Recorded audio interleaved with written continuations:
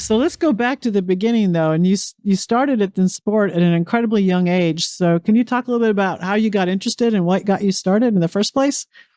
Yeah. So my dad, he was a calf roper. So he did one of the events in rodeo, and we traveled all through the Northwest and through Canada.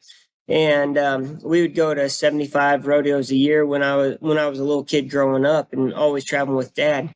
And by the time I was 5 years old, he put on roping schools to teach kids how to rope and to perfect their craft. And he would always teach the bull riders to rope, so they would have another event from the local high school that my dad also taught at.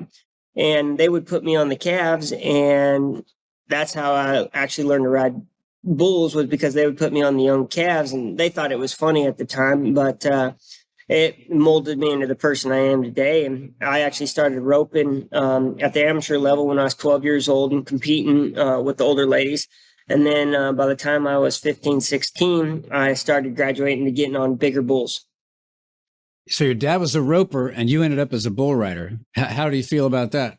Both my parents were teachers. And my dad was a coach. And so they always said I couldn't ride bulls till I was either 18 or moved out of the house. Well, by the time I was 15, 16, they said, well, I bugged them so many times. They said, well, if you're going to learn to do it, you're going to learn to do it right. So they sent me to a couple bull riding schools, and that's where I started honing my craft and figuring out the ins and outs of bull riding. And by the time I was 18, I was able to buy my permit to become a professional rodeo cowboy.